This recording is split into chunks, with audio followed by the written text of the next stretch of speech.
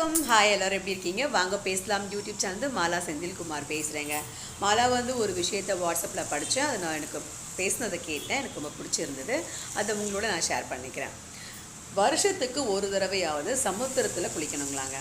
முடிஞ்சால் ட்ரை பண்ணி பாருங்கள். இது எல்லாமே முடிஞ்சால் செஞ்சு பாருங்கள். நல்லதுன்னு விஷயம் தெரிஞ்சவங்க சொல்லிட்டாங்க. நான் அதை உங்களோட ஷேர் பண்ணிக்கிறேன். வருஷத்துக்கு ஒரு தடவை சமுத்திரத்தில் குளிக்கணும், நீராடணும். அதான் ரெண்டுமே ஒன்று தான். 6 மாதத்துக்கு ஒரு தடவை, அதாவது வருஷத்துக்கு 2 தடவை ஆறு, குளம், புனித நதி இந்த மாதிரி கோயில் குளங்களில் குளிக்கிறது நல்லது. பூனைங்க தான் 6 மாதத்துக்கு ஒரு தடவை, அதாவது வருஷத்துக்கு 2 தடவை. வருஷத்துக்கு 2 முறை குலதெய்வ கோயிலுக்கு போக சொல்கிறாங்கங்க. நிச்சயமாக குலதெய்வ கோயிலுக்கு நம்ம போய் ஆகணும். வருஷத்துக்கு 2 தடவை குலதெய்வ கோயிலுக்கு போயிட்டு வாங்க. வாரத்துக்கு ஒரு தடவை விநாயகரை போய் பார்த்துட்டு வாங்க. விநாயகர் கோயிலுக்கு போங்க, விநாயகரை போய் பார்த்துட்டு வாங்க. வாரத்துக்கு ஒரு தடவை. தினமும் ஒரு தடவை வீட்டில் விளக்கு ஏற்றி சாமி கும்பிடணும்.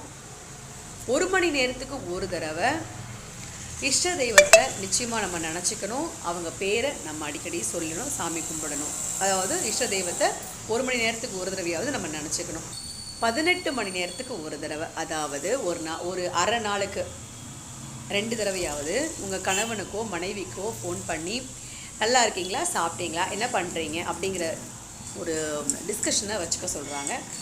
இது அவங்க என்னை கேட்கல, கணவன் என்னை கேட்கல, மனைவி என்னை கேட்கல, நான் மட்டும் கேட்கணுமா அப்படின்லாம் இல்லாமல் அவங்க கேட்குறாங்க, கேட்கல, நீங்கள் ஒரு தடவை கேட்டு உங்களுடைய கருமாவை குறைச்சிக்கோங்க அப்படிங்கிற விஷயத்த சொல்கிறாரு. எனக்கு ரொம்ப பிடிச்சிருந்தது.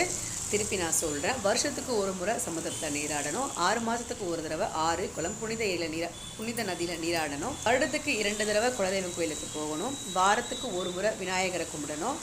தினமும் ஒரு முறை வீட்டில் விளக்கேற்றி சாமி கும்பிடணும். 1 மணி நேரத்துக்கு ஒரு தடவை இஷ்ட தெய்வத்தை நினச்சிக்கணும்.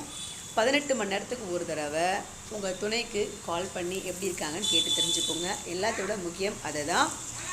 வந்துட்டேன் தேய். பாய்.